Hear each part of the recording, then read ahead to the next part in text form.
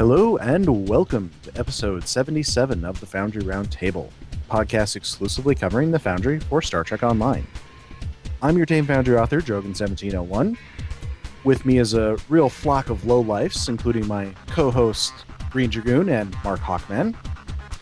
And our guest tonight, Foundry author and former fleet mate of mine from the early days, and now a fleet leader with Caspian Division and a podcaster with Tribbles and Ecstasy, Woody Valley. Welcome back to the show. I think you've been on before, haven't you? Like a long time. Yeah, once a long time ago, and g'day everyone. And I think with a setup like that, I think he's trying to replace us. Was that the show where we had like 12 people on simultaneously? We did do that one time, but I think you were on by yourself, maybe. I can't. No, it was when you had 4 of you, and I came on as a guest, and it was around the time when they started announcing the legacy of Romulus. So it's a while ago now. Oh god, yeah, more than a year. We've been on the air quite a long time now, actually. Since February 2012, I want to say. So I would show the screen, except that we completely forgot to meet anywhere. Well, there's a good reason for that, because tonight is what we're going to be doing is another live Foundry demonstration. And this time, thanks to the magic of Skype technology, I'm going to be sharing my screen with Greendragoon so he can put that up in the stream. So I'm going to be doing the Foundry demonstration, and what I'm going to be showing everybody is something that I've talked about numerous times, which is creating a map within a map and transitioning between the two. I'm going to replicate this, but in kind of simple terms, from a setup that I have in my mission, which is titled Over There. Basically, what you do is you walk around something that is ostensibly a lower deck of Earth Space Dock, and then you transport to the Mirror Universe version of Earth Space Dock, which, in my canon, is something that was built by the Klingon-Cardassian Alliance and is now controlled by the Terrans. So I'm going to teach everybody how I replicated this technique. This is something that you can do in your own missions. And in between my explaining this process and showing this process to you, Greendragoon here will get to play moderator and lead the guys in the rest of the discussions. Oh, I'll warn you now, this didn't go so well last time.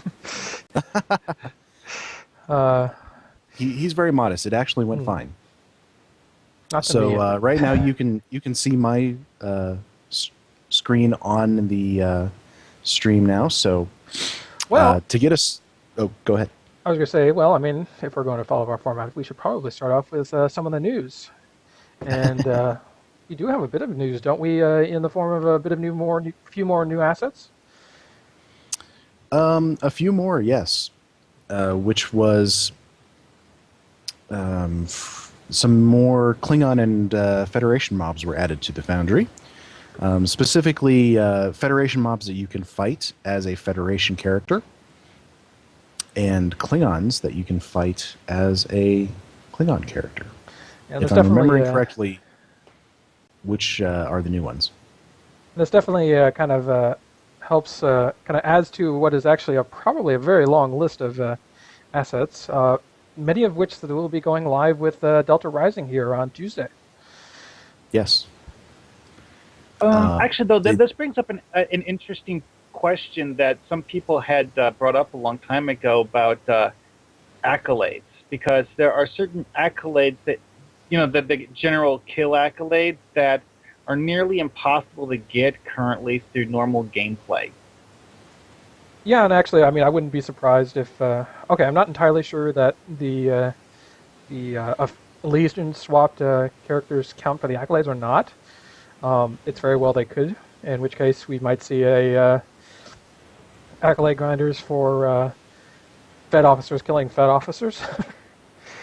Which, yeah. I mean, it's one thing that the PvP people have wished they could do, because you never have story missions where you actually get kill credit for shooting other members of the Federation.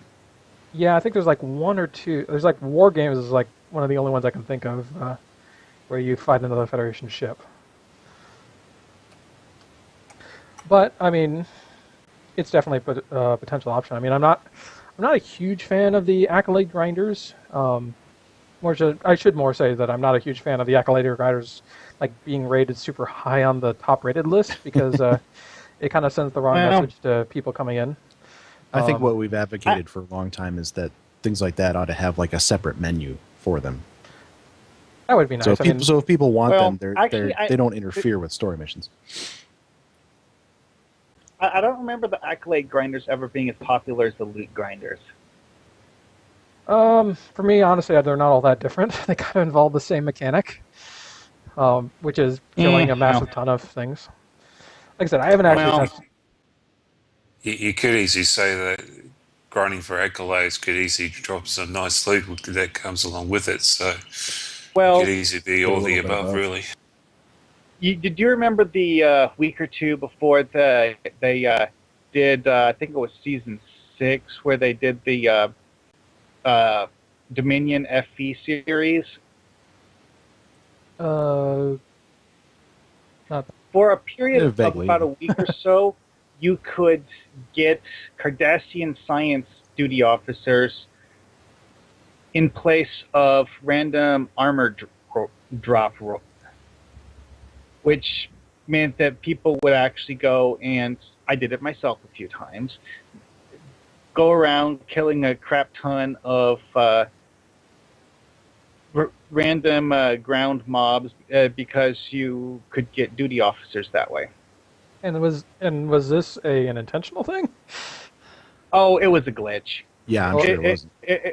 It was a glitch that Cryptic fixed when that particular season finally went live, and it seemed to be something that came up as part of pre-patching, because apparently they patched in the existence of the Cardassian duty officers before they patched in the normal method you were supposed to get them through, and accidentally added them to a loot table that they were never meant to be part of.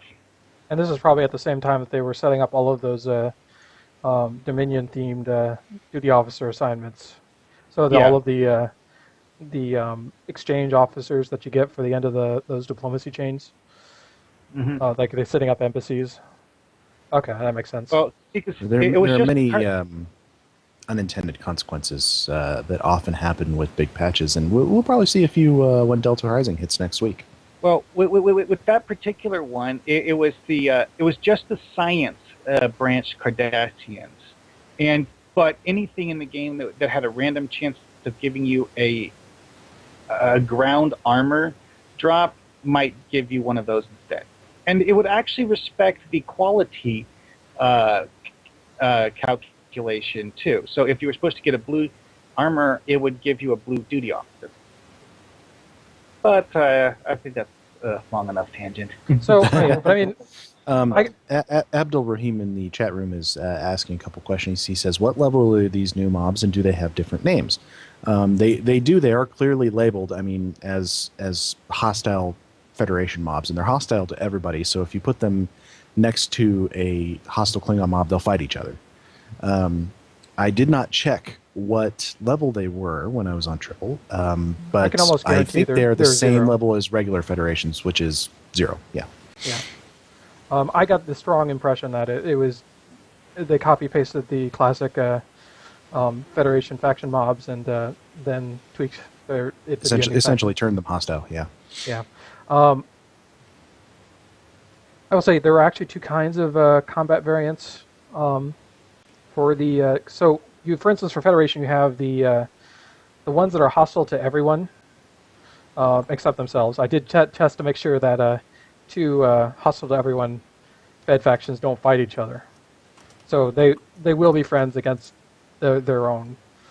But there is also the faction reversed version, and these are the new ones that just got added. That basically, so you have Federation officers who are KDF-aligned, and then KDF officers who are Federation-aligned. Mm-hmm. And that just offers a little more flexibility.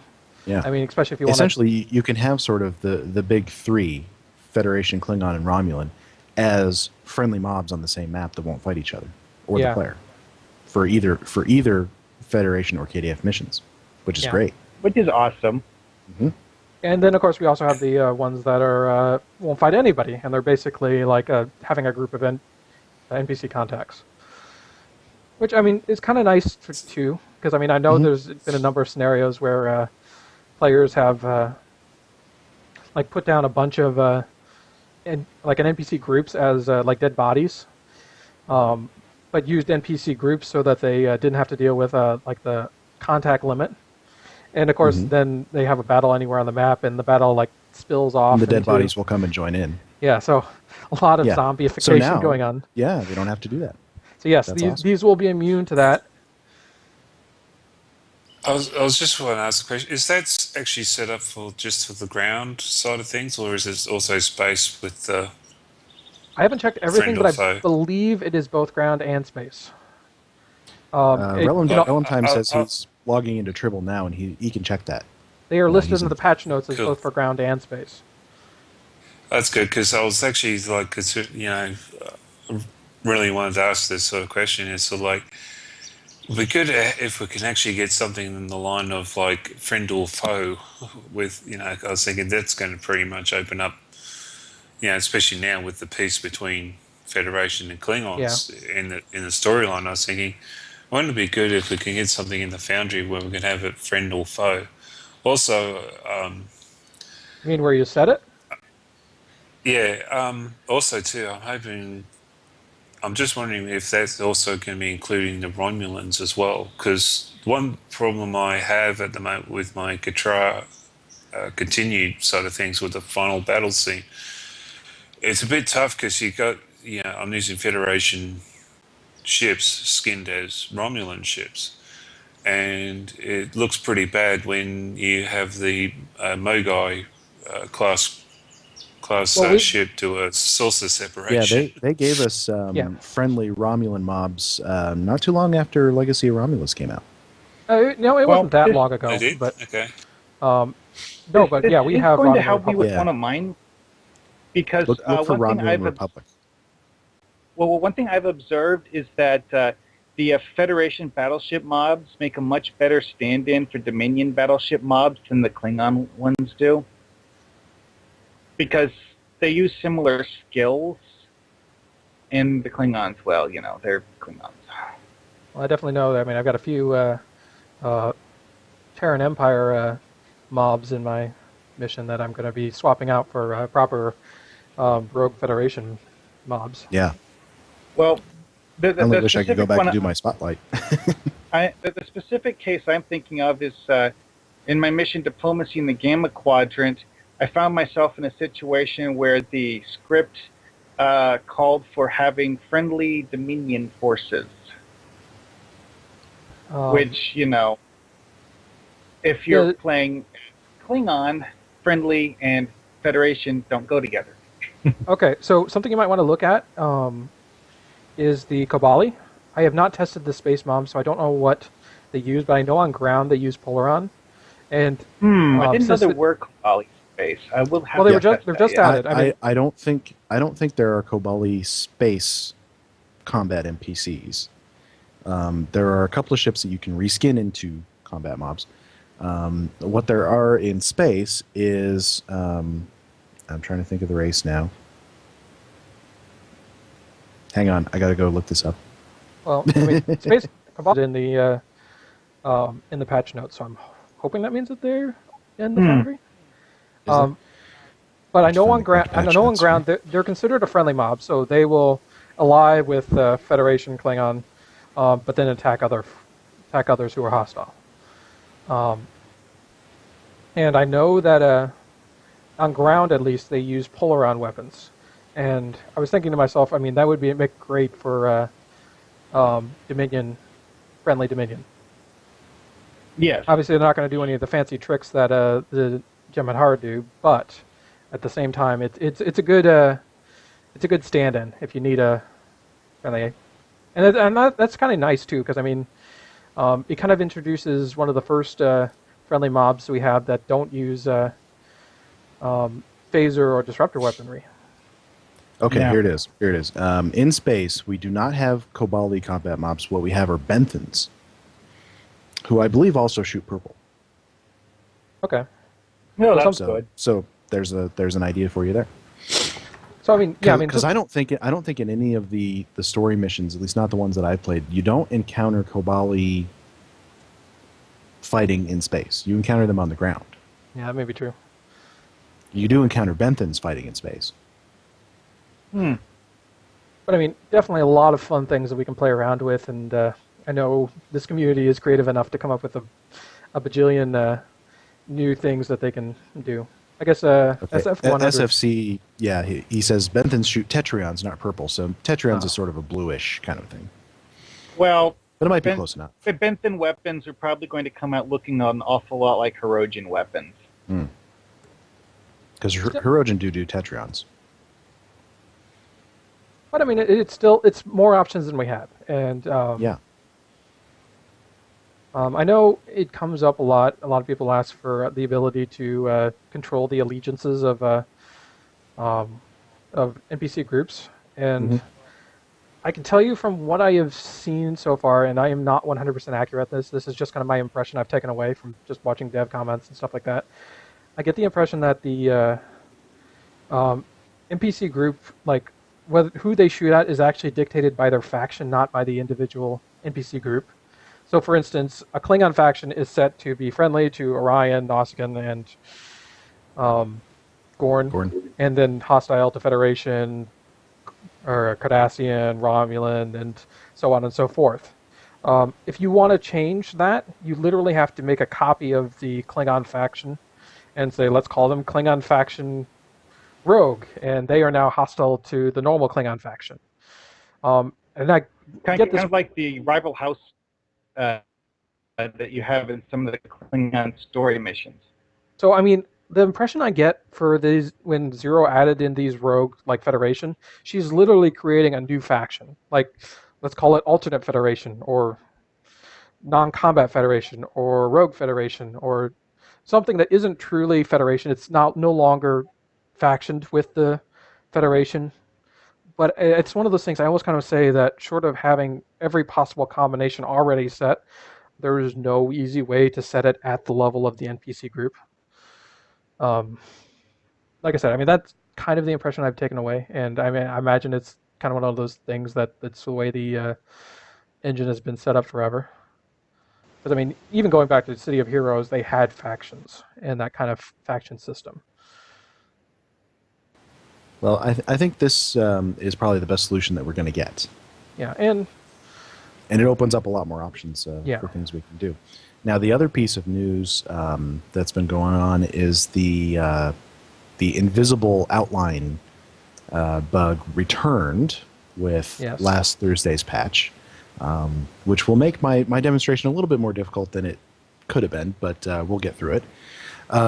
But as far as I can tell, it is fixed on the current Tribble build, which we'll be pushing to live on Tuesday. so yeah, I mean, that certainly it's hopeful that then once this gets passed off a Tribble onto holodeck, it'll be fixed. I wish I knew more about what was causing it, because it's one of those really weird bugs. I mean, as best I can tell, the preview images that we see in the editor are generated at some time when they make a build for to put up to the server, and I'm pretty sure it's an automated process. And if it's an intermittent problem with that, then it could be fixed and it could show up again until it's like they actually suss out what's causing it. So here's hoping that because it's fixed on Tribble, it means it'll also be fixed on the holodeck.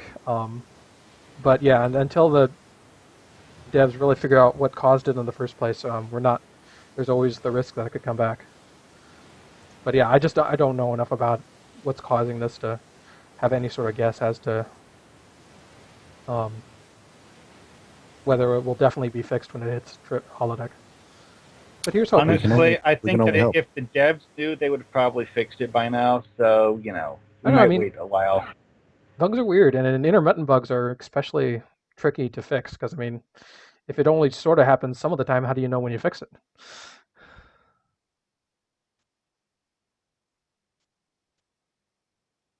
But yes, I mean, we'll definitely see on Tuesday when the patches. Obviously, we won't have immediate access to the editor, which of course brings me to the other, what I'll call news, but I mean it's not really news for all of us old timers who've been through a few seasonal updates, but definitely something I want to bring up for any new authors who have never been or new to the Foundry and really haven't been through this process before. The Foundry will, like 99% sure, go down and be offline for the launch of Delta Rising, and this is entirely normal and planned. The devs We have assume given because a- we haven't gotten the traditional post yet about Yeah. that, so we don't hope- actually know for sure. But most of us are guessing that we'll get some downtime. Yeah, The devs have given a variety of explanations for why this happens, and one of the explanations is it has something or other to do with using a script to automatically update people's missions to use new assets or something or other like that. And this is standard procedure. I mean, this is actually a procedure they developed after Season 4 and the pretty catastrophic failures that occurred with that update. How many weeks was that? 5 or 6 that the Foundry was down after Season 4? 5. But I mean, there was a massive And I amount know of for sure because I counted. and it was actually, I mean, Zero was just we were just kind of talking about it on Twitter, and basically they had to go through and manually roll back Foundry missions because of the damage this update had caused. Not automated, like manually. So I mean, And I mean, even part of the damage stemmed from us being let back into our missions before a point where they were ready and essentially doing some damage, and that was the part that had to be rolled back when they actually So, I mean, able to fix. Yeah, in many ways, it's kind of a perfect storm of things breaking, people reacting, pulling missions, and then breaking things more, and then just spiraling out of control into. So that is why we have the downtime. That is why we will basically lose complete access to the Foundry at first. Usually they'll slowly missions will start to reappear as they republish rules through all of them. This takes 3 to 5 days by our estimates, unless they find some problem which they have to stop and restart the republishing process. And I should say one thing that we have never really been able to figure out is what determines the order in which missions come back. So I don't know. It could be random. We don't really know. So, I mean, if your missions don't come back right away, don't feel left out. They will be coming back eventually. I've never seen anybody whose mission has been lost. Never. No. And I have on some occasions seen cases where a mission just wouldn't get automatically republished for no obvious reason. But, you know. In which case you do a manual publish. You can always get back into it and then do a manual just publish. republish it yourself. So part 2 of this is that the access to the Foundry editor will be offline for a while. And this will remain offline until the initial publish of all the missions occurs. In which case, people, as soon as your mission is has been republished and you can go and play it, go through and test your mission. Make sure there aren't any new bugs that have cropped up. There aren't any weird occurrences, stuff like that.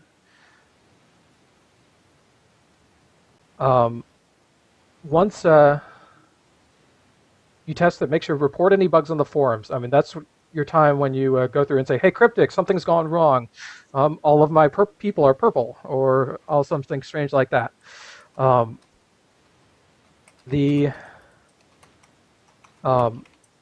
If nothing's wrong, that your mission, awesome, great. I mean, that means that the update seems to have gone pretty smoothly. Then basically once everything's republished and nothing has surfaced as being a major issue, they'll reopen editing, in which case we will be able to get back into our missions and check the editor and make sure everything's working there, make any updates for things that might have not quite came across the update quite right, if there's any updates we need there. Then we, assuming all of that goes smoothly and there aren't any major issues with that, then the devs will re-enable reviewing for the Foundry missions, in which case at that point the Foundry is fully back and everything's back to normal. Oftentimes, the last couple of big updates, we've kind of seen weird bugs crop up in the editor itself, and sometimes these bugs can take a while to fix. Like the ice Specifically, caves thing. yeah, there was a couple maps that got partially cut off. That took a very long time to fix. There was the slowdown in the editor itself, where if you started putting objects on a map, the thing would slow down and it would take you like 2 seconds between clicks or something like that for the thing to actually register that you clicked. And then there was one where the markers on the minimap for reach markers were not accurate anymore and required a manual republish to make them accurate again. So I mean, these things do crop up, and sometimes they, if they can be fixed during the downtime cycle, they will be fixed during that cycle, and that can make it take a little bit longer. But obviously, we want those fixed, so something we kind of have to endure. So one recommendation I will make is I know there's probably a few authors that will want to pull down their mission for the downtime. I actually recommend against this because that means that when the republish occurs and everything comes back up, you will have absolutely no way of testing to make sure that there are bugs in the Foundry. It's an important thing that our missions stay up so that we have some marker to kind of test with and make sure everything is working properly. The good news is that during this whole time, reviewing will be turned off, and so you won't get 1 stars for things that aren't your fault. Yeah, so you won't get 1 stars for things that are broken. Like I said, I mean, we've been through this a few times, and this is a very calculated and planned process. Mm-hmm. So I am going to get started with my demonstration here, and during the gaps when I stop talking, why don't you guys talk about things that authors can do during downtime? All right, okay. So we're going to do a map within a map here, and then transition between the two.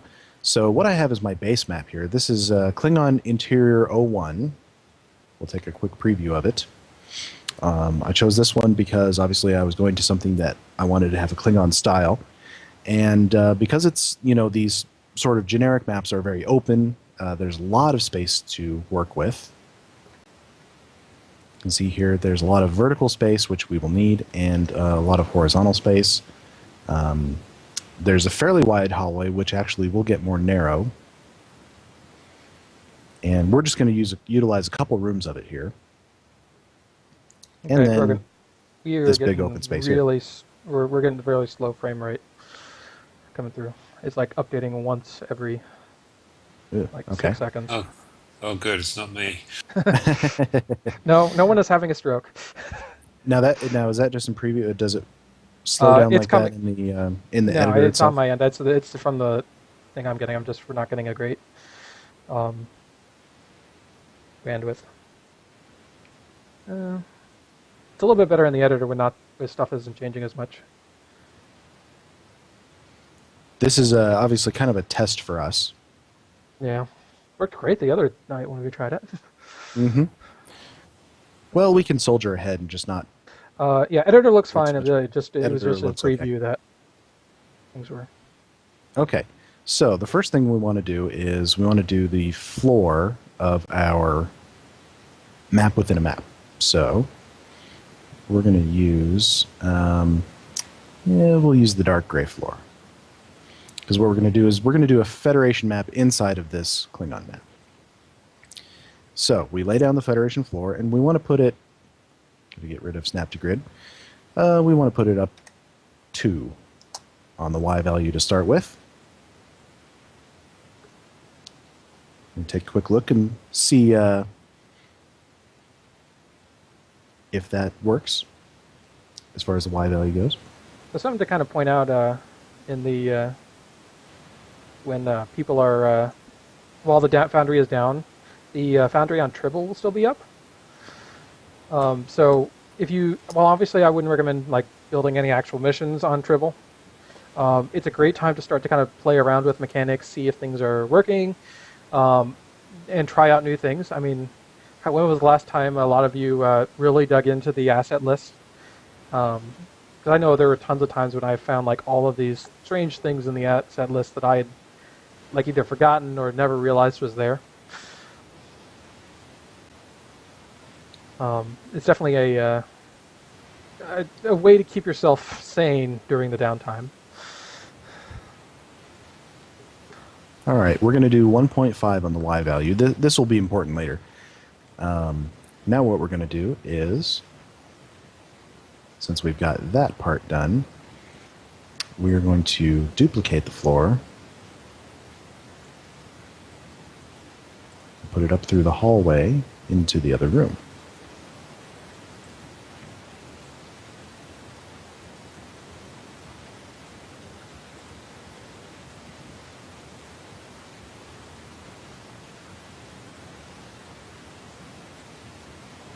Now this does cover up the original walls, so we'll have to do a little bit of maneuvering around to figure out where we want to put the walls, which is one of the things that will be coming up next. But the next thing we're going to do is ceilings, and we're actually going to do a different style ceiling. We're going to do the dark gray. I almost kind of want to say it's worth putting down your floors last.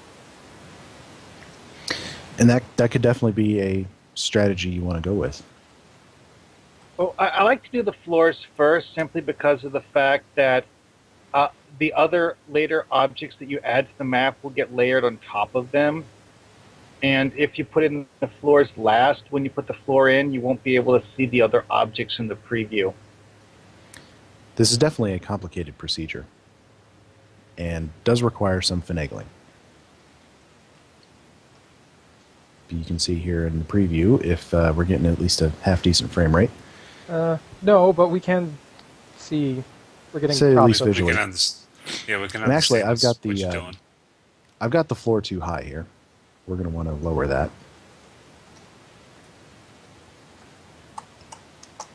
Say at 0.5.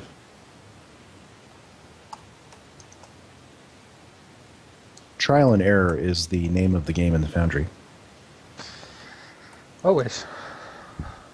And error, and error, and error. Would you say trial and error is the grind of Foundry authors? Precisely that. So while I'm figuring out these Y values, you guys are all experienced authors. What are some things that you guys kind of do to take the edge off during downtime? Well, personally, I'm actually going to be playing a lot of Delta Rising, so, I mean, not that I don't love the Foundry, but I'm probably going to... That's kind of looking cool. Me personally, I just, work on different projects and other things. I mean, for the Season 4 downtime, I don't remember exactly, but I think that may have been one of the times when I spent a lot more time than usual doing Space Empires 5 modding. Obviously, playing other games is always an option. Yeah. And playing Stowe itself. Because there will be a lot of cool stuff with Delta Rising, lots of story missions.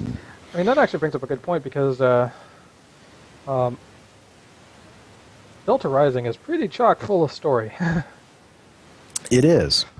It and some is. pretty good story, I think. Oh, yeah. I mean, are you guys going to be watching for your opportunities to write your own missions as a response to some of the story in Delta Rising? Well, That's a maybe. I realize it's kind of an answer There are to... definitely possibilities. I mean, because doing a story that involves the underspace, that certainly has a whole world of possibilities to it right there. That could be quite cool. Yeah, I mean, especially just as much as they're delving into a lot of cool and interesting stuff. I mean, and the story doesn't even stop there. I mean, from what I've been hearing, they're lining up stuff. I mean, Takafangs has been talking about how they're already working on future stuff, and so I have a guess that one of these future things includes the Krenim. It's kind of interesting the way that worked out, because I get the feeling that Okay, I'm going to quick throw out the spoiler We warning. may just or in may case. not have actually seen on Tribble all of the new missions. In fact, I think they definitely have held back some missions from Tribble because people have been mentioning that it's like, are there new missions? It ends on a cliffhanger or something like that. Getting after So, after, and I because- have not played all of the new missions on Tribble, so I don't Well, know I mean, precisely. There was that poll a long time ago where they made a list of 6 races and asked which ones people wanted to see most. The Krenim won the poll. We've seen the other 5. That seems a bit odd. So, I mean, But spoilers. and I think there is some kind of explanation for what happened to the Krenim, which is in there. I don't know it, but I have heard that there is that explanation. I only but remember a throwaway the mention of. Krenim have that- all kinds of temporal technology, so they could come back via time travel. I in a big heard way. a throwaway mention that they were that when they early on when they're talking about the new enemy that even the Krenim had faced setbacks. So I think it was Yeah. like a throwaway line. I don't think it was like. Something like But- that. I mean, this isn't too much spoilers because I'm not giving away any particular story I know about. This is only my speculation, but the position of the where the Genolan Dyson sphere is in the Delta Quadrant is eerily close to where the Krenim should be. Yes. Okay, so we've got our floor and ceiling down for the map within a map. So now we're going to add one of the important parts, which is the transporter pad, which will eventually be the site where we beam over to the other map. So, oops, that is obviously too large. Aha, the 20 by 20, that's what we're looking for. So we add this, and we want it to stick up a little bit above. And that'll take some trial and error. This transporter pad is going to be essentially the anchor point around which the map shifts. This is where you'll be standing, and it exists in both maps. Okay, got it too high there.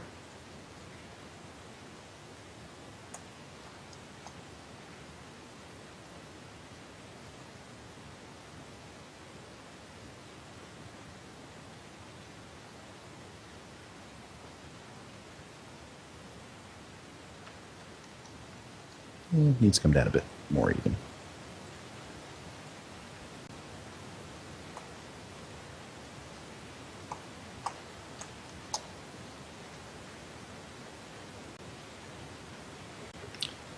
In my explanation for why this was here, I was like a cargo transporter, and this is a cargo level. Well, There we go. That's good. some of the new assets from Earthspace Doc. There's some things that you can make a pretty cool transporter with. Oh, yeah. So the next thing I'm going to add is a console. Let's see. What kind of console do we want? Maybe like this. And I'm going to put this console actually on the transporter pad itself.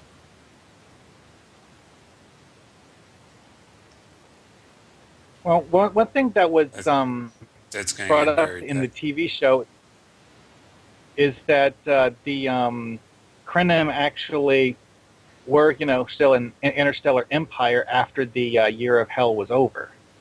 Yeah, basically, it reverted them. It hypothetically reverted them to before they built the time weapon. Yeah. But, they were still a highly advanced civilization, even without the weapon ship. So, Well, I mean, that was kind of the whole juxtaposition of the ending of the episode was that he basically, in destroying his ship, got what he was seeking, which was the restoration of his people as they originally were. Mm-hmm. yeah, I mean, He's trying to undo his mistake. He created the weapon ship as a way of winning a long-running war that they had with another race, but by wiping out his race's enemy completely from the timeline, he inadvertently condemned his race to death via plague, and as a result, things went horribly wrong. Yeah, and things And just it not got worse fun. from there. All right, so I've put this console down. This console is going to be our trigger object. This is the thing that you activate, which will do the map swap. So the things that I've already put down, the floors and the ceilings, we are going to need to set from... Open that up a little bit more. Don't you wish make it you had visible. done that before? You duplicated it a bunch of times. No, not in this case, because I needed those two things to be on top of the floors to be more easily seen. So we need to go through and make these visible to hidden on component complete and set them to be console civilian M06. So obviously I'm going to be playing a lot of Delta Rising itself during the downtime, but something else you can also do is it's a good time to brainstorm ideas, especially when you can play around with concepts in Triple, is come up with new ideas for Foundry missions, write up scripts. There is nothing stopping you from doing actually writing the dialogue, which you really should be doing in a word processor anyways. Yeah, we know not everybody does that, but True. it's beneficial in a number of ways. Come on now. I put mine through the word processing and all that, and it still come out with spelling mistakes. Yeah. The word Or processors grammar won't or catch something everything like for you. I mean, obviously every author works different. Some authors come into a mission with a fully realized script. But I know there's also some authors who are like me who really can't really write a Founder mission unless they can see where things are, see what maps they're working with, see what assets they have, and kind of conceptualize it. In which case, that's where having access to Tribble really helps. Because even if you're not like fully building the mission, you can still kind of load up maps and play around with things. I know personally I'm going to be having to start up a new mission here pretty soon. I can't put it off forever. But it's a good opportunity to just kind of like, okay, so I kind of want to use this map, or I need a map that does this, this, and this, or has these, this place, and this place. What can I work with that kind of gets close and kind of mech with, or do I want to start planning out a custom build? Is there any like walls I can combine together with the floors to kind of make a cool combination kind of stuff? I mean, not building like the full maps or anything, but kind of planning out and kind of figuring out things or trying out things without really the pressure of trying to get the mission going.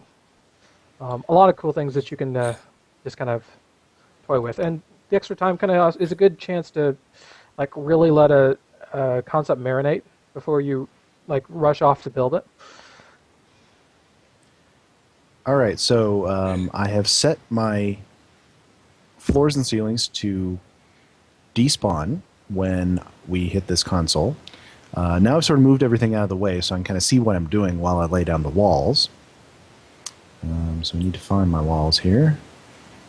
Let's see, we need something Federation looking. So our good old standard wall generic ship 03.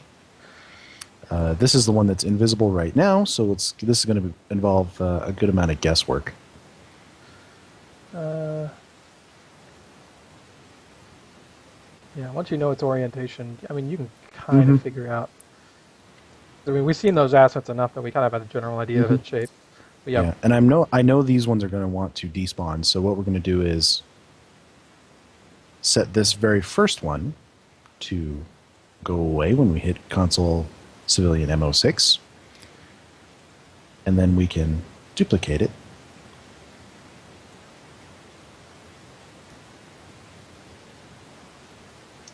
And kind of see what we need.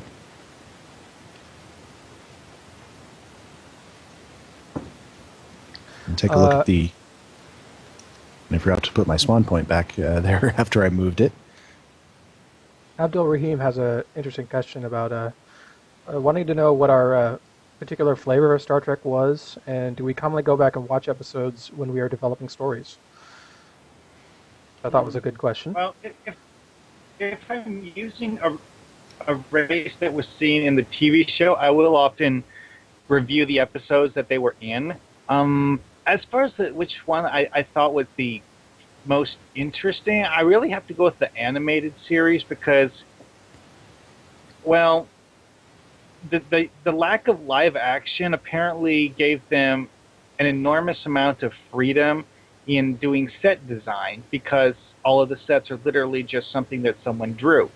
So you don't have to go to the laborious process of building an actual physical set or coming up with some way to fake it using CGI. I know I definitely tend to pull from the TNG eras because that's what I grew up with. But I don't. I know that beyond pretty much anything TNG through Enterprise is fair game for me. I know in my missions I've used stuff from Enterprise. I've used stuff from Voyager, stuff from TNG. I don't. I mean, for me, it's kind of like one continuation of all of it because they're all kind of loosely based off of the same formula, so they interchange parts between them pretty easily. But yeah, I'll definitely go back through a lot of that, and I mean, oftentimes I'll try to seek to kind of recreate a certain flavor from a mission. For instance, in one case, I wanted to kind of create that sort of the best of both worlds cliffhanger kind of a style, and I wanted to do it in STO, which doesn't work very well for leaving characters around, and I didn't want to use Borg. I didn't want to reuse the Borg yet again because I didn't feel like they really held much threat.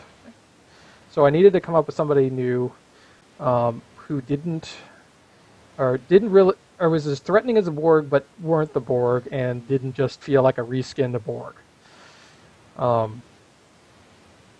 I mean, at the same time, I ended up like finding an answer in Enterprise. There was an episode of Enterprise with these non-corporeal aliens, and basically Enterprise gets enveloped in this ship, and they meet these non-corporeal aliens that keep taking over people, and it's the only way they can communicate with them. And then they find out that the alien ship is on the verge of collapse, and they're actually trying to take over the crew so they can escape and don't die. And of course, they had so I pulled a lot from that episode, and kind of altered the motivations and kind of played around with the characters. And so, yeah, I don't find that you have to pull specifically from one like series or the other. I mean, it's all Star Trek, and while you can often try to shoot to achieve different kinds of flavors and whatnot, because I mean, they're not all flavored the same way. That doesn't mean that you can't pull inspiration from many different sources. Well, for me personally, I haven't like seen every single Star Trek episode out there. About the only real bits and pieces I've seen is TNG, Voyager, and Deep Space Nine. So I have to like keep an open mind, and usually when it comes to a story, it needs to be something a little bit on the original side. In some parts, of course, with my Floods at Home, 2-part series. Of course, it's pretty much based on my own personal experiences of what happened a little bit over 4 years ago now, or 3 years ago, but with my Katra series, Katra and Katra Continued. Of course, I was inspired by the what happened with Spock with getting his mind back and all that. With it's like the end of Star Trek 2 and in Star Trek 3, and so I've used that, but also kept it within the line in the story and within the line of with the lore of Star Trek Online.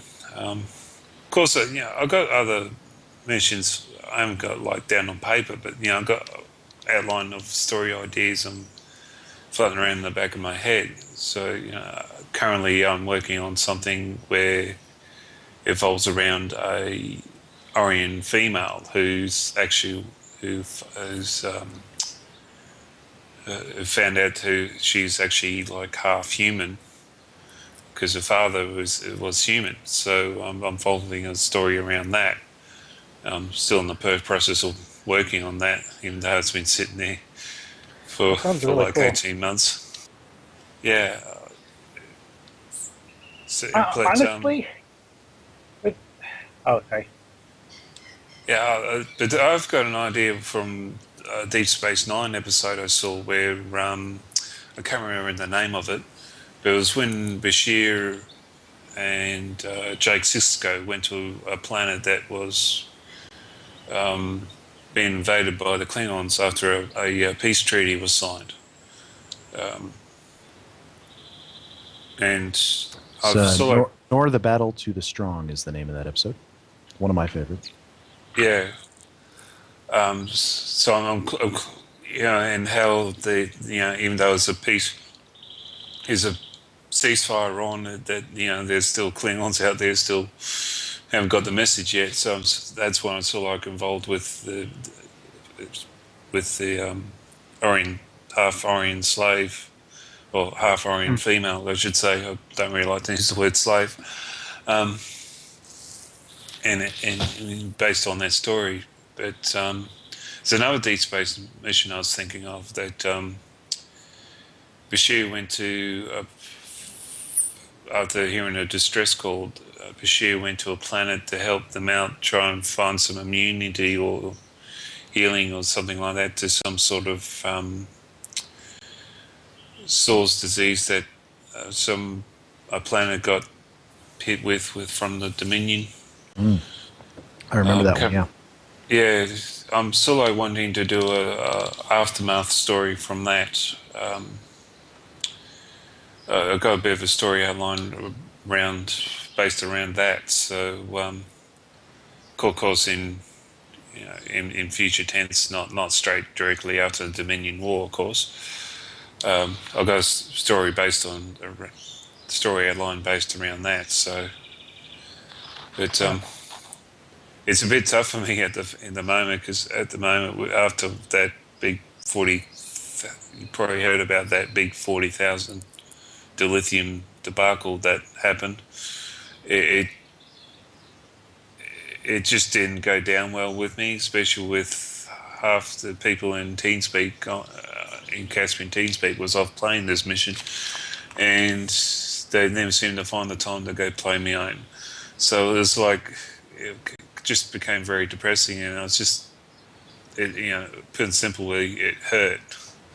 And for me to get into the Foundry and start making things, it's just very hard for me to motivate to get it done, to get anything done. So that's why I'm sort of like working on a mission that's been sitting there for 18 months now, because I just can't get in there and just do it.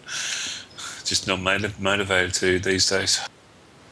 Yeah, I mean, it can be tough, but I mean, I definitely think that you need to make a Foundry mission for you first and foremost. Make it because you want to see this story. I do that, but I can only take, as an author, you can only take it so far. At the end of the day, it's relying on public, eventually the people, the players of Star Trek Online, and pretty much help in help in that motivation. Yeah, and that's one of the things I actually really love about the Foundry community is just that they are a group that does kind of stick together. Because I mean, I have gotten so many ideas for my Foundry missions from other authors. I mean, I think I've like stolen half a dozen ideas from Rogue Enterprise. And just like little tricks, and it's like, oh, well, if I took that trick and did this, and just lots of fun stuff like that. I mean, and that's one of those things I find that the kind of like being around the Foundry authors is in and of itself very motivating.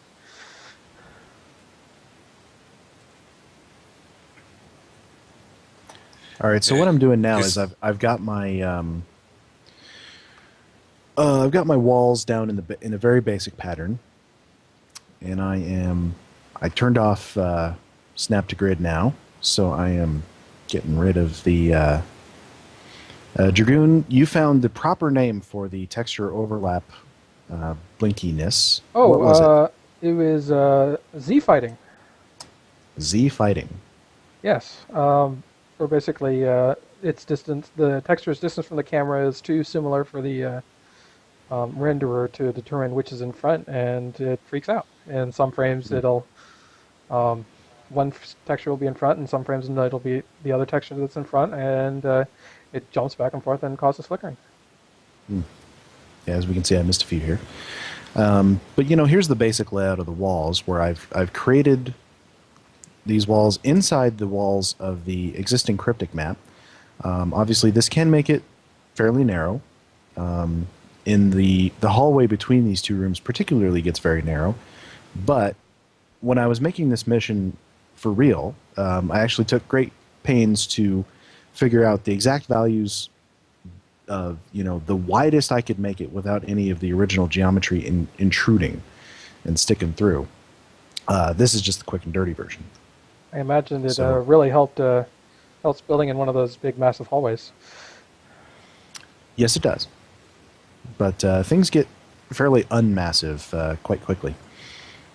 Yeah. I take it you have to deal a lot with the doorways in this map. Oh, and this is probably... Does this have those weird diagonal supports on it? Yes, it does. Oh, yeah, that's good. So it makes, as you're going down the Klingon hallways, it actually makes sort of a diamond shape. So you have to position your inside walls so that none of that sticks through. Which makes them very narrow. This is actually more narrow than it turned out in my real mission. All right, so I've got that outline in place, and those are all set, because I duplicated the original one, those are all set to despawn when we activate console civilian MO6. So we can now put our floors and ceilings back in place. Right about here. I want the spawn point to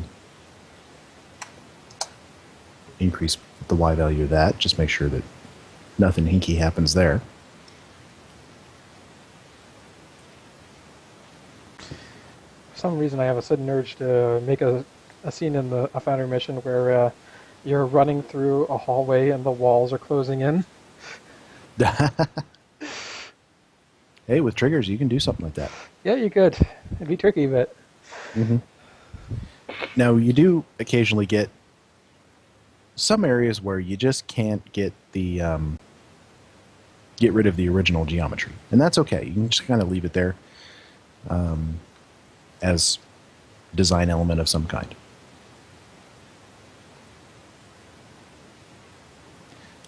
So Abdul Rahim is asking a question. While you're working on these stories and absorbing ideas from other people, are there any no-nos? Is there lines which you shouldn't cross? I'd say, there's the general ones of plagiarism don't actually directly copy anyone's ideas. I know there's been a few authors that have tried to recreate stories from a video game they played or stuff, and in general, direct copy is a no-no. That said, borrowing concepts or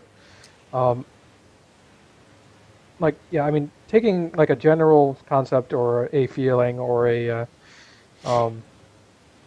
scenario from another source is fine. As long as you still take it and make it your own. Maybe you want to explore something that happened in an episode, but you want to kind of take your own different take on it. That sort of thing. That's fine, and in fact, that's pretty normal for any creative endeavor. Most art is derivative. Obviously, you can't do any actor likenesses, so that kind of puts a clamp on what you can do with canon characters.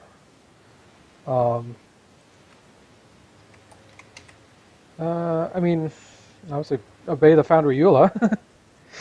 Oh yeah. There's a whole lot of different, I guess you could say, topics that really just aren't appropriate for a Foundry mission. Yeah, I almost reckon this as a general check or advice for doing anything Star Trek. Episodes that often fall short are ones where they set out in the episode to really hammer a point home, or I should say, hammer a political point home. Would be more accurate. And there's been a couple of episodes where you can really tell that the writer was just, they wanted to do this, they wanted to get you to believe this, and it always ends up going badly, especially because Yeah. stories are topical stories are temporal in that they can become dated very fast. Also, there's the fact that if the audience disagrees with your point of view, they're more than likely going to hate the episode because of it. That said, I mean, the episodes of the Star Trek where it really shines, despite kind of shining a light on a issue, are ones where it doesn't set out to tell you what to believe. It sets out to get you to think about something, or to question the scenario. Tuvix, on the other hand, that one was just dumb. Well, I mean, I would say, and people are welcome Speaking to of Tuvix, we do have an interesting addition to the Foundry. No way. Yeah, essentially a version of Tuvix has been put in. So there. here, Zero put it. Only I think he uses Harry Kim as a base instead. I might be wrong about that. There's also a Cardassian version of Harry Kim in there. I thought that was really just rather something hilarious. Zero was playing around with. I didn't think she actually would put that in. I didn't know that she. It was something she was just playing around with, and she put it in. Given the other things that we have for context, it does not surprise me. I hope that she put the funniest description in there. I mean, 'Cause she sounds like the kind of person who would put funny descriptions in while adding Foundry missions or Foundry assets. we have Becky in the Foundry for no obvious reason. After all, I mean, I think she just has a good sense of humor. That's why we love Zero. Mm-hmm. And because She's of Foundry having stuff. too much fun. Well, anyone who such has thing. fun adding Foundry assets is somebody we want on our side. I mean, I don't know if anybody's.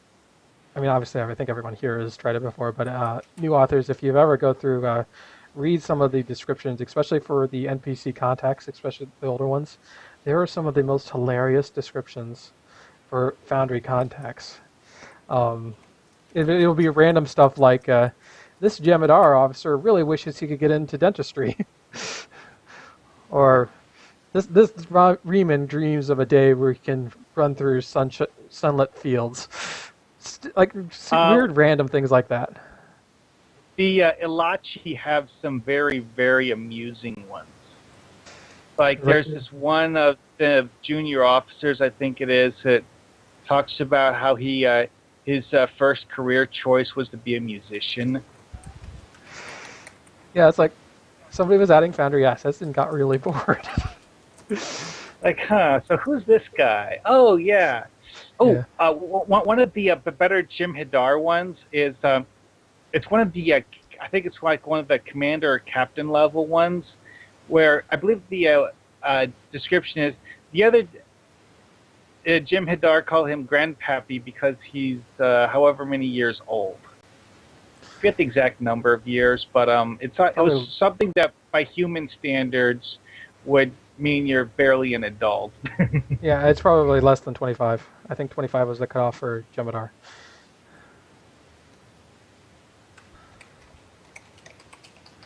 So what I'm doing is I'm laying down a few objectives here that I will explain in just a moment. Oops, and actually, that was the wrong one. I need a talk to contact. Thank you, Salaknar. I'm glad you enjoyed it.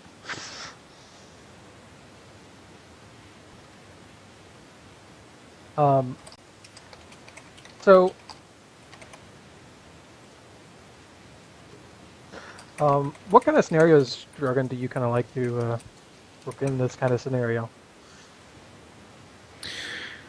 Well, I mean, there's all kinds of different things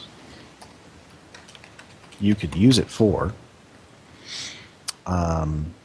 and a lot of times it's to kind of avoid a map transition. That's kind of how I first came up with it, and have sort of a little set piece where the author would see it and think, "Oh man, that was cool." Which reminds me, did you guys? I don't know if anybody watched the live stream where Smirk played through. What is it? The battle? What's the name of this battle of? Corfez. Battle of Corpez. That was it. Sorry, I couldn't think of the name. And it starts out in a at warp speed, like so many of us authors would do for one of our missions. And then it does this really cool transition where it drops out of warp and it's just like this screen, this giant screen shake as you suddenly appear in local space. I so want that in the Foundry. I'm not sure if it's like an actual teleport or if it's just like an effect that they threw up that only lasts a second and then they just despawn the warp effect. If it's the latter, I so want it in the Foundry because that would be so awesome. Because I know so many Foundry missions where they'll try to do that transition from being at warp speed to dropping out of warp. I know that some of the story missions, they actually do have this thing in them where they don't actually have you go to a completely new map when you complete a certain thing and to jump to warp. You're actually jumping to a different part of the map or something. It's weird. Yeah, there's been a couple. I know I don't there's remember that. the name of the mission though. Oh. I know that.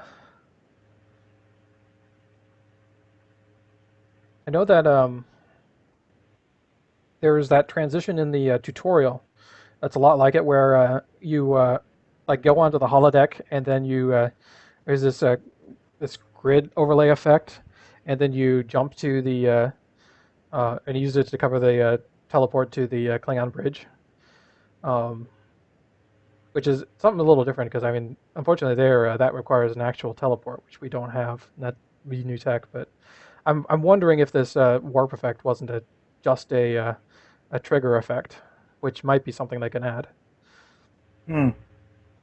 We'll see. Because some of the cryptic missions, the way they actually work, is the short cutscene plays while you're being relocated from one point on the map to another. Yeah, and they can teleport in between in different spots on a map, and they can actually like segregate a map, so it's the same map, but it is different different portions that have been portioned off. Well, you remember the old KDF transporter bug? Apparently, that's the reason for that bug's existence. All parts of the Klingon ground social zone were all the same map, and talking to the transporter officer simply changes which spawn point your character uses. And sometimes it would give you the wrong spawn point.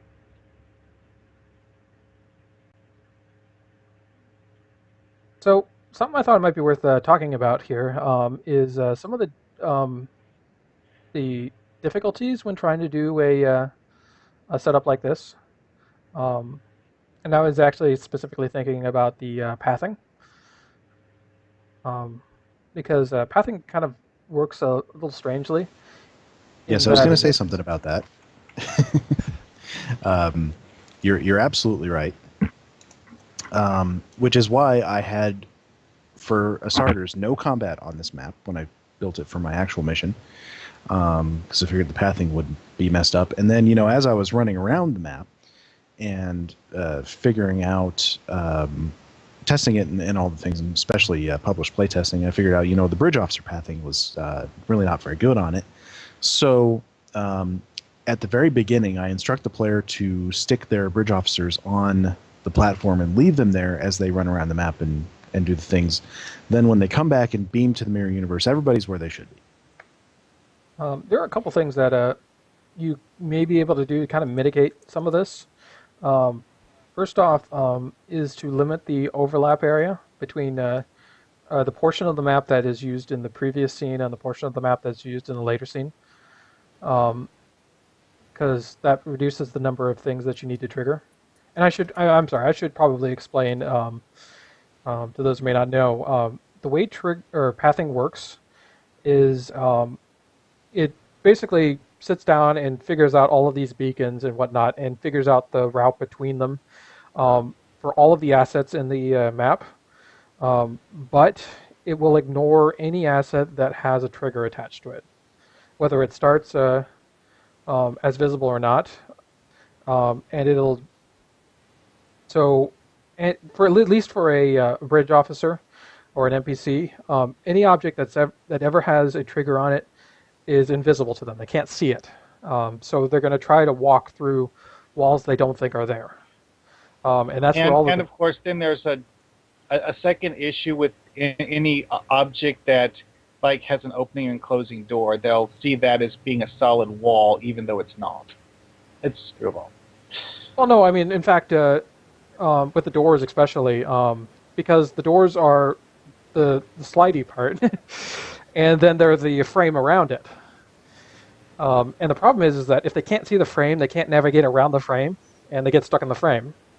I kind of tried to put in invisible walls to adapt to this, but I've never had very great success getting it to work. So what you can do is sometimes, if you have like a locked door and an unlocked version, have the unlocked version there, but then spawn the locked version like just in front of the unlocked version, so they can't go through, and then that despawns, but the NPCs can still see the unlocked version and navigate around it. So that's kind of one way I've been using recently to work around that. In the case of stuff like this, you obviously, if all of the walls are like spawned in, then none of the pathing takes into account any of the walls. So limiting the amount of space that they have to go through that they can't navigate through properly helps. Because I mean, if they have to walk across the floor to the transporter pad, and that transporter room is the only thing that spawns or despawns, and there isn't a ton of things that they can get stuck on, or are likely to get stuck on. So Dragoon, hold on a sec. What I'm going to do now, because we're actually ready to see how this ends up working, is I am going to publish this mission as test mission, and if you can load up in game so that we can do this on a non-shared screen, so the frame rate will be tons better. Okay. And we'll have you test this. I'm already way ahead of you. So it starts on ESD. Already there. And we will wait for it to publish, of course. Oh, one thing that I was talking to somebody about with doing something similar to this a while back was that in certain situations, at least situations where you're not going to expect the person to walk through the area, you can mark out the locations of walls with invisible walls, and people can't see them unless they walk up the invisible wall, so they won't know they're there. And when you spawn actual walls later, your buffs, while they won't, react to the actual walls, they will pass around the invisible walls because the invisible walls don't have a trigger on them. Really good advice. And we have invisible floors now, which is even better. Yes. And I'm actually just, as you said that, Mark, I was just thinking, oh man, I can use that in a mission that I did where essentially I wanted to have the player, you're on a Starfleet ship and you walk by an airlock where you can see out into space and you see empty space. And you do some more things in the interior, and then you get attacked and your ship gets boarded. And where that airlock was, I wanted to suddenly have the enemy ship and guys, enemies pouring through. So I had to, spawn in a whole portion of the map that was invisible initially. And, I couldn't get the pathing to work because, of course, they couldn't see the floors. Yeah, they want to pop through it. Now I can do that with the invisible thing. That's brilliant. Yeah. With that one, you would have enemies literally everywhere. Places that players they went crazy. Think that enemies could possibly be. I mean, you could stand on the floor and have an enemy shooting at you from underneath the floor. You're right in the right place there, Dragoon. I had a feeling. This is like test consoles 1. I'll be there in the few minutes. 50%. So why don't we talk about what everyone's been working on, because we kind of skipped over that part. Well, let's see. I have been working a little bit on my Starbase 1 map. I got some more work done there. But I also, a while back, I started talking about doing a mission explaining why my Hirogen character in-game is in the Alpha Quadrant working for, the good guys instead of being a bad guy. So, and I outlined out this whole thing about how he goes from a young hunter to, an alpha on a ship, and finally makes his way down to the Alpha Quadrant, is betrayed by Sela, and blah, blah, blah. And I was thinking to myself, with all these new Delta Quadrant rising, Delta Rising mobs coming in, and how can I make a mission using these guys? Can I make a Kobali mission or a Vaadwaur mission? I was like, well, I've already got these Delta Quadrant missions outlined. I'll just add these new races in there somewhere.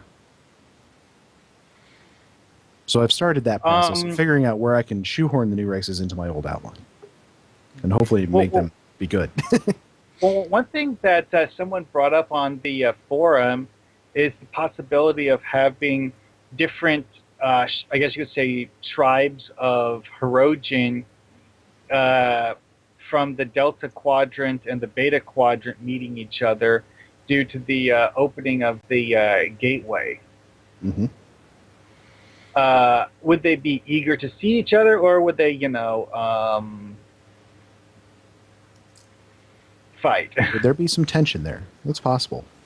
But I thought maybe even, the way, or, the reason that this group of Hirogen that this mission will center on, the reason that they go towards the Alpha Quadrant may be that they encounter a Kobali who used to be a human. As we know, the Kobali reproduce by animating dead corpses. So they encounter one, say, that was, somebody who was a crewman on the Equinox and died along the way, got reanimated by the Kobali. They encounter this person, and they still have their memories. They tell them all about the Alpha Quadrant, and, it seems to the Hirogen that might be fertile hunting grounds that no Hirogen's ever gone to, so that's why they go. Don't we already have Hirogen in the Alpha Quadrant? No, this is how they get there. This is why they went there.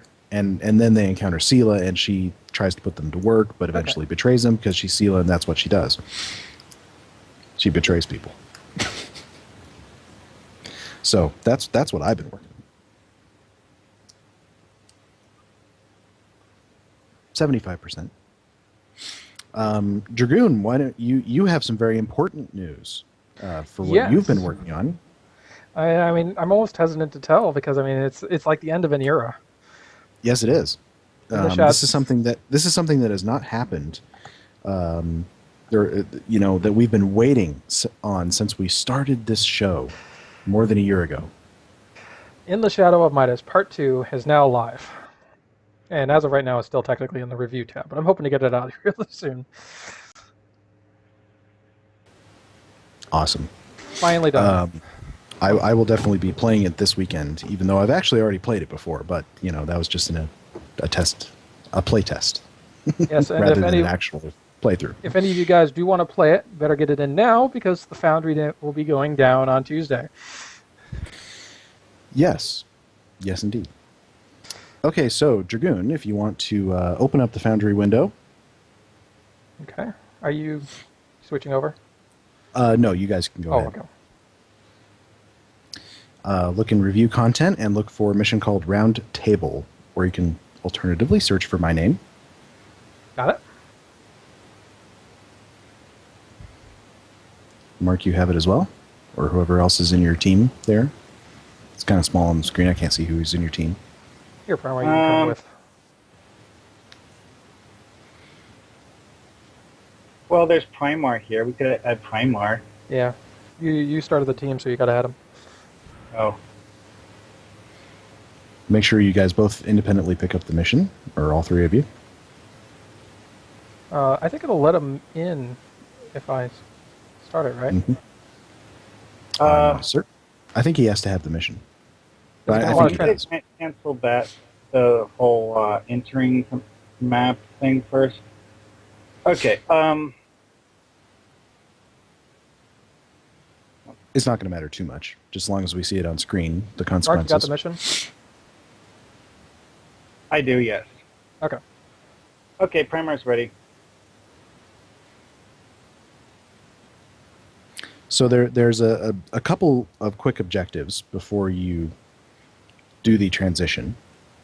And there's a good reason for that, is because when you do something like this, when you build a map within a map, you want people to run around the first map and do things so that they experience the first map. And so when the transition happens, they're like, oh, wow, none of this was here before. Yeah, I mean, They it's spend kind a lot of of a time with waste the first if they build. don't even look at the first map. Absolutely. So the first thing you'll do is go talk to an NPC in the other room. So you need to go down the hallway, and he tells you to activate a console. Then you go back to the transporter.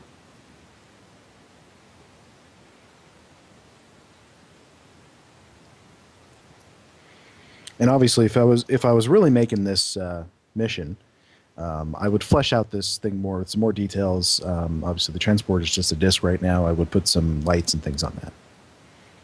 Load time's too long. 1 star. I can't tell you how many people have done that over the years. We can't help it. Ooh, you used a stone disc. Actually, got a review just yesterday of a 3 star because I didn't have part 2 or 3 out. So here's right at the beginning where I would pop up a dialogue that says, use the waypoints and put your bridge officers on the transporter pad. I like how my bridge officer tries to jump over the wall instead of walking around it. Yeah, because So you can can't see how it. narrow this hallway became. Yeah. When I built this map for real, I took great pains to make it as wide as I possibly could. Well, you didn't use this particular base map, did you? I did, actually. Oh, okay. I went back to my original mission and figured out which base map I used. I don't know. I mean, Yeah, with those weird diagonal supports that are on this map, I almost want to say this wouldn't be my first choice for a map version of this type. Mm-hmm. Yeah, this And definitely I will say I confuses your built bridge this officer. mission about... This was, in fact, the mission that I wrote during the big Season 4 downtime, which is a great thing to do when you're doing downtime is, sometimes it's enough time to get an entire script written. So go ahead and talk to that guy. Keep in mind, And, we're a little bit ahead of you. Dragoon Yeah. pushed the button on the console. Yes, we got to go back to the... And then I think you probably also want to do a little warning, say, to the player, says, before they activate the final console to beam out and transition the map to the base map, you want to make sure that you warn them again to have all their bridge officers in the right place. So Yeah, that That's a good point. I think we've lost hunting bridge Or- officers that came with us. Yeah, or if you're in a team like this, you want to have them say all the players need to be on the disc. Please keep your hands and feet inside the vehicle at all times. Exactly. Okay, I found the casing guy. Are we all ready to go to the mirror universe?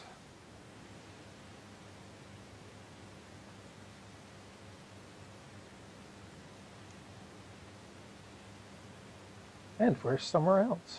Not quite. Well, one thing I we noticed go. about this Okay. one kind of floor is that a lot of the time the graphics detail settings will make it so that the game doesn't display the grating on the floor at a distance, so it looks like you're running into a hole, and then you realize you're not. Yeah, I imagine when it before the higher resolution textures load, this looks kind of like a transparent thing. Mm-hmm. Yep. So we have transitioned to the other map. The first map disappears, and you are in the second map, all without a long loading screen. Of course, you'd probably put in like a beam out or like a beam effect. Yeah. And actually, another thing that I did is I put a bunch of steam jets, the vertical steam jets, around the platform, which spawn in at the same time that the other map spawns out. And that kind of, it's just a little bit of misdirection that, so you don't see the other map sort of piecemealing out, as you saw earlier on the stream. Primar mentioned that there are certain assets that did not disappear with the walls, like this Morris guy. See, and that's the thing you got to check, is to make sure that did everything beam out? Yeah. Or, did everything despawn? Your modification console did despawn. Yes. But I mean, you can kind of see why in this You got to check that. in this hallway that with the way these pillars work, that it does not leave a lot of room. Mm-hmm. Now, I'd say one thing that I would advise after, because I essentially built this the way I built the first one, is in hindsight, I would say build the entire thing out in the bigger room so that you don't have to have such a narrow corridor. Yeah. One of the most interesting map designs I've ever seen was somebody who took one of the old ESB versions and somehow managed to make the main hallway areas into a 2-level structure, which was before they added those nice thin floors. So, it was pretty impressive. Cramps, but, you could. It was still roomy enough that you could actually walk around and climb stairs to get onto the top floor and stuff. Oh, yeah. It's funny. I mean, tricks like this are always kind of considered, being a Foundry author, a bit like being a magician, where it's all about the certain amount of sleight of hand. The keeping in mind that the player only knows what you show, what you show them. So it's almost like controlling their perception. Yeah. In a way. Okay, so is it time to push the button? Yep, and that is the end of the map. Push the button, Frank. See, Jorgen got that reference. Bit of an arcane reference there, but one of my favorite TV shows of all time. So that is that particular trick for the Foundry authors. Use it wisely. And I mean, this could also totally be done in reverse, where you start out with the standard map being what you start with, the base map, and then you spawn in, like the shell. Of course, if you do something like Kirk did and build a sky castle and then replace it with a different sky castle, that can make things, do very strange things. Yes. That made his bridge officers go all different places. Well, I think anymore they just fall to the floor now. Although, which kind of works out pretty well, because I think you're supposed to leave your bridge officers behind. Yeah, it was kind of a solo map. Kirk rewrote that mission because of that issue with the bridge officers disappearing. Apparently, he'd originally intended to have combat in there somewhere, and he's like, whatever, I'll just work with it. I mean, something you could also do in that situation is use that trick with the forcing the player to respawn with the invisible walls. Mm-hmm. Anyway, I think we're mixing our Foundry tricks now. Well, that's the best way to do everything, is mix your Foundry tricks. That's something I wouldn't mind seeing in the Foundry, is the ability to control how many bridge officers you can take with you on missions. Oh yeah, it's an often requested feature. Well, we put a bug in Takafang's ear to take a look at a certain the field in Paradise City on Nimbus that causes you to basically leave your bridge officers behind. They despawn when you enter the city and respawn when you exit it. Yeah, it appears to be a volume effect that hides your bridge officers. That would be cool. I don't know if that's a workable means of kind of giving us control. Because I mean, in most normal cases, I think it's a property of the map. Yeah, well, you see, with my Floods at Home mission, it's more simple fact I've designed it to be there by yourself, not have any of your bridge officers with you. So I'm looking forward to actually seeing that actually happen to help clean up my Floods at Home missions a bit more. I It's just definitely noticed something I something. can go back to some of my existing missions and utilize very effectively, I think. Yes, not to mention it can open up a lot of story to it. But I've got a question I'd like to really ask you guys. Sure. With the amount of Foundry missions out there, do you guys feel like maybe it's time we actually give it a bit of a clean out in hindsight? Because I put this to Captain Smoke when we had him on Chibbles a long time ago, a couple of months ago, where with the amount of Foundry missions that are out there at the moment, and also just the simple fact that we just don't know how many of these Foundry missions are attached now to dead accounts. People moved on, people don't like it, left the game, but they've still kept their Foundry missions up. So, well, I don't I- disagree. Oh, okay. I mean to Yeah, talk over you. but what I mentioned to Smoke was, would it be worth how they pull the missions out and to and republish them when they do a major season launch and stuff like that.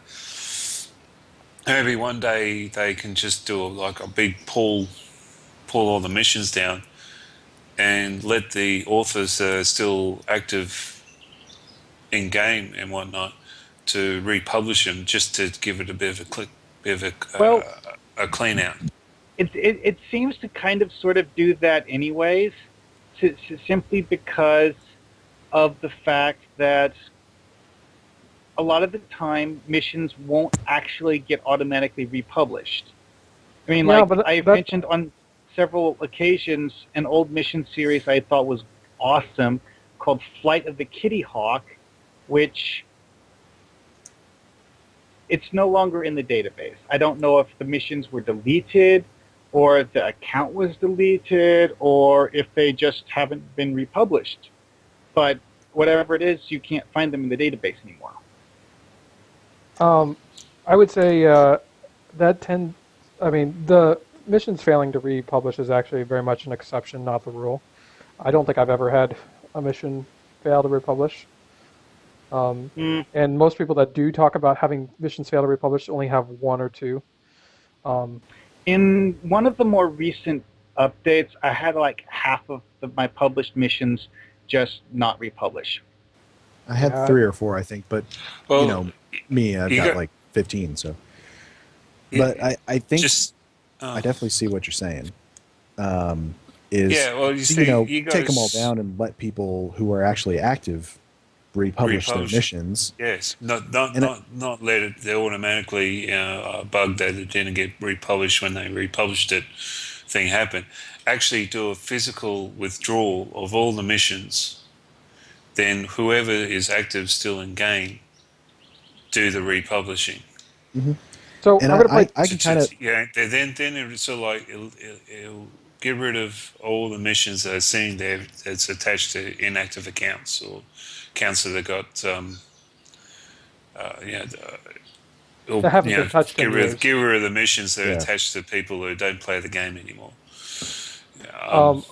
Just give it a good clean out, so make it easier for the authors who's still active to get an opportunity to have their missions reviewed. So I'm going to play devil's advocate and say that there are quite a few good authors who have left the game who still have good missions up. Would it be worth losing those missions to clean out the other? And I mean, obviously, it wouldn't get rid of all of the bad missions. I mean, we would still have people adding in the loot grinders and all of the various clutter that fills out the bottom of the Foundry. I think people add new grinders every day. Yeah, I- I know for a simple fact there's nowhere known that we were going to get rid of, completely get rid of the grinders. That they're always it's one thing that we're always going to get in a free-to-play market.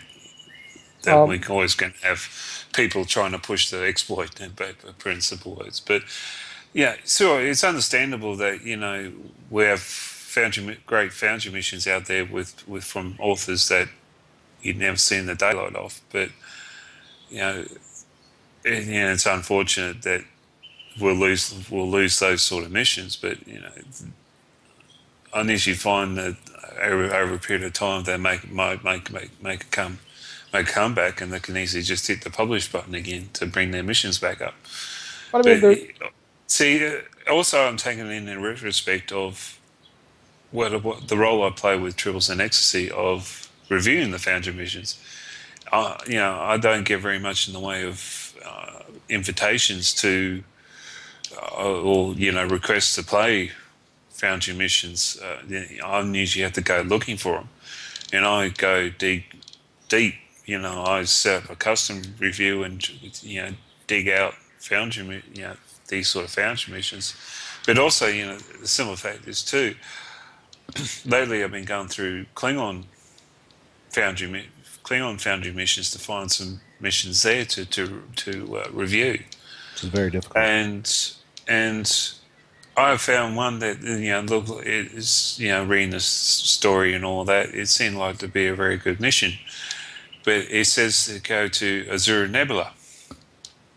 Now, if you guys remember, Azure Nebula used to be in the Gamma Orientis, where Kronos is. It used to be there before they brought out Taldewa. And that particular mission was actually still set up to go to that particular nebula. Yeah, it's obviously before an it old got one the that name had not, change. I believe not that been updated. the Foundry door that used to be Azure Nebula now goes to the Kaleth expanse. I'm not sure, though. no, but I mean, Yeah. what he does bring up a really good point is a lot of the older missions have developed flaws or bugs over time as the things in the Foundry shift. I mean, we kind of talked about Especially anything the that futility of involves trying to keep the Foundry pristine and exactly the same as it constantly gets updates, or even as the game around it changes. But yeah, I mean, there are some missions that have been neglected that don't function properly and that could be a very frustrating process for new authors. It might not be. It might not be Or as new the simple players. fact that because of bugs or something like that. It's more the simple fact is, I know what I just mentioned, because they moved the Azure Nebula to Taldewa sector. Yeah. But Yeah, And the still guy's have got to the go to same that door, but Yeah. it has an inaccurate description of what that door is now. Yeah, exactly. mean, So and it's just the simple fact of going in there and just changing name in the dialogue. And there are And I see that a lot with ESD doors because, of course, those changed when we got new ESD. and there are the Memory Alpha missions. There was number of Memory Alpha or missions that took place on Memory Alpha that used consoles and whatnot in the map that are no longer accessible, and the missions are now unplayable. And Orangitis has mentioned that it's supposed to be pronounced Kaleth. Yeah, named after the famous Klingon of many, many years ago. Yeah. So well, it's just looking at that, it's just a simple 5-minute job just to change the name of the nebula that you've got to start the mission on. And I know the simple fact that Azure Nebula has moved, even before Legacy of Romulus came about. So that mission has been sitting there, not changed or anything like that. That to me, that's just screaming the simple fact is this guy's not playing the mission anymore. So or not playing Star Trek Online anymore. So why on earth is this thing taking up space? And that's another question: is it taking up space on Cryptic's end as far as data goes? Is it taking up on their servers? I think they would still. I mean, assuming they're not planning to delete it, they would still have to host it, whether it's published or not. That's true. But I think this would be an excellent community question to kind of throw out to our listeners. What do you guys think? Is it worth hanging on to old missions that have since been abandoned, or that the authors are no longer around, or do you think unpublished and let authors who are still around republish their missions are in order? Leave us your thoughts. Yeah, definitely. Because also I'm some kind of factors torn. too. I'm kind of torn between the two myself. Yeah, I don't have. There are some old missions, by people that that you and I know, Woody, that I would hate to be gone, but I know those people aren't around anymore and wouldn't be around to publish their missions again. Well, it's well, Yeah, it's not just a a couple, clear couple cut. more things I'd like to put out to it. Is simple fact is, you're tipping dilithium into these accounts, and then inactive accounts. Now, I know that dilithium is based, the economy of Star Trek Alliance is based around dilithium. And I'm pretty sure that Cryptic wouldn't mind us using the dilithium a lot more better than tipping a dead account. And not to mention, too, that, these authors have made a choice. They say, all right, this is not for me, see you later. That they made their choice, so they've got to And realise it's not that like they there would is be a repercussion permanently from making deleted. this choice, Yeah, and I mean, there probably aren't a few that we couldn't track down the author and get them to republish it or update it if necessary. I know I've had to go track down Alimac or somebody because his mission broke. Because also, I really wanted to ask the question too, is okay, someone being a naughty boy and got his account banned, does account banning actually actually takes away their missions that's joined to their account as well? Or does that's those a good missions question. actually still stay up? I think that will only happen.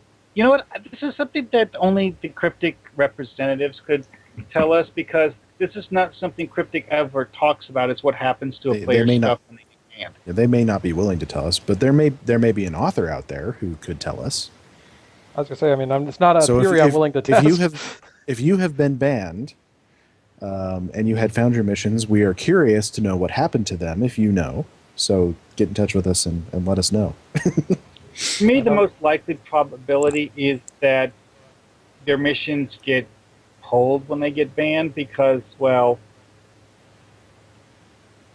that I mean, I have banning no idea. people for making exploits that it just makes sense in that context. Yeah, that's usually about the only thing that'll get a person banned, a Foundry author banned, is making exploits. Because I mean, let's face it. I mean, there's getting banned on the forums is different than getting banned in game. So you've got to really screw up in game in order to get yourself banned. And I mean, that doesn't. It's either authors it's either players who are just were never really going to take it seriously, or just were completely. We're not the kind of people who would try to write missions in the first place, or it's people who tried to make exploits and got themselves banned that way. So I don't know that we're going to find a lot of people actually listening to this podcast who have gotten banned. I don't know. Yeah. I don't know. I know a few that have gotten banned from the forums, but not necessarily from the game. Yeah. Getting banned on Which the is a forums does separate not thing. ban you from the game. Yeah. So I don't know. I'm just putting that out there in case anybody hears about it. It's We're curious. still one of those questions I wouldn't mind asking, just to see what the go is there. But, it's called passion for the Foundry, but I really want to try and give the newcomer to the Foundry every best opportunity you can get of actually having his mission reviewed and played. Well, it certainly would clear out a lot of. It doesn't help when it doesn't help when their mission just doesn't get buried, when gets buried and doesn't get played because it's buried. So I'll just want to look out and try and give every opportunity out there for authors who want to give it a try to get that opportunity. There might be some other things you could do with, and as we've advocated for a long time, even advocated in person to some devs on occasion when we've had the chance, a revamp of the Foundry search interface, where maybe Yeah. you could search by date published to And weed out some of the older missions. that's one of those things that If that was it's a going to filter, require. yeah. It's going to require a concerted effort. I mean, like multiple Yes. devs working together on official time in order to Mhm. do. It's not going to be something that somebody's going to be able to do in their spare time. No, Yeah, I it's figured- I definitely a don't think it coder was. thing, not a Yeah. Well, quick, it's a combination. easy It would be require like Thomas designing the new UI with the UI programmers programming it and setting it up, and it's a team effort. And that was who we talked to, was Thomas the Cat. We cornered him at Star Trek Las Vegas and talked to him about this bit, about the need for it and the reason for it. Yeah, that's really kind of all we can do. Yeah, all we can do is ask, really. Yeah, well, I know at the end of the day, we could easily be saying, well, give us this, give us that, all that, literally, pull them left, right, and centre. But I know at the end of the day, we got to start make sure we make good missions out there too, and not Yeah, absolutely. not making it exploitable or anything like that. So, And I mean, my general advice is whether they managed to or went and cleared out the old abandoned missions or not. My advice is always that you're going to need to market your mission no matter, because I mean, there's always going to be a lot of people that have missions and a lot of clutter. Because I mean, we only see the tip of the iceberg as far as Foundry authors. I mean, the ones that come on the forums or and whatnot. So there are tons of Foundry authors we don't see, and it's one of those things that it's a cluttered market. I mean, and the thing you always have to do in a cluttered market is be the one that stands out, and that involves going above and beyond, like seeking out people to play your mission, advertising it, and really just doing everything you can to get noticed. yeah, well, I know people do that and they still can't get there with it. So, I'm trying to think of other options to give them a helping hand as well. I'm in the same boat. I've gone out, I've had it reviewed on, on podcast UGC and whatnot. You guys have done one with, I think, with Katra for there and stuff like that. I'll put it up on Twitter, I'll put it up on Starbase UGC and stuff like that. But the most played mission I've ever got is 173 reviews. That's with my Katra mission. That's pretty decent for an average Foundry mission. I keep meaning to you get ones that sort of go viral, like Greendragoon's here, that end up getting 1,000 plays, but that's actually the exception rather than the rule, I would say, for a non. I blame temporary mass hysteria or something. Like there's some so brilliant YouTube videos that get 100 views, and there's some that might be of almost the exact same subject that get 30,000 views, and there's really no telling why. Sometimes it's just things go viral. I keep meaning to ask Snow Admiral Aaron how his play count has been going. 'Cause I know he markets his missions like far more than anyone else I know. Yeah. On Twitter. In fact, I think we talked to him about that when we had him on the show. Yeah, but when we had him on, he'd only just launched his mission, so it was a bad time to ask. Now that we're a few months later, we should ask him again. Yeah. Well, I think we're about at our time limit for today, guys. So why don't we, before we throw up our contact information, Woody, if you'd like to do a quick plug for Tribbles and Ecstasy. Yep, sure. Tribbles and Ecstasy is not a podcast. It is actually a talk show. A bit of a rarity, I know, but it is a talk show, and we discuss the latest Star Trek news, plus other bit of Star Trek news and whatnot. There, of course, we have guests on from ranging from cryptic devs through to various notorities from the Star Trek world. Like last weekend, we had some guests on from who are doing a crowdfunding for the film Fifth Passenger. It's not a Star Trek film, of course, but yeah, they've included Star Trek actors and actresses. Marina Sirtis, I think, is one, right? I think Tim Yeah, Russell's in yeah. it They too, just and recently announced Mini Service, but they got Manu, I can't remember how to say his last name. He played Icheb in Voyager. Oh, yeah. He's taking part in that film. So we had him on as a guest. We had Dave Rossi on a couple of weeks ago. He was associate producer for Voyager. No, not Voyager, Enterprise. We had him on like that. So, you know, we do get out a bit and interview people outside of Star Trek Online. But, you know, we have a good chat and discussion, and also do a Foundry review if you have time left. So, you know, definitely worth the listen to. We do live on Friday Friday afternoon evenings at 5 o'clock Pacific. So, yeah, worth a listen. And, yeah. Fantastic. Do you want my Twitter handle as well? Put that out. Go ahead. sure. My Twitter handle is @Woody_Valley with a capital W, capital V.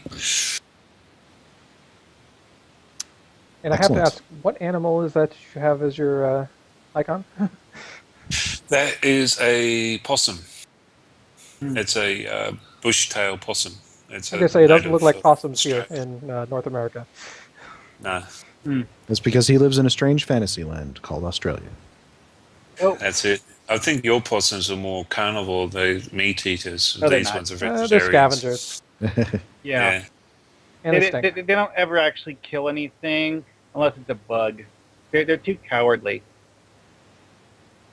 They play dead. Yeah, owls Yes. like eating fruit and rose petals and Ours like rummaging through garbage.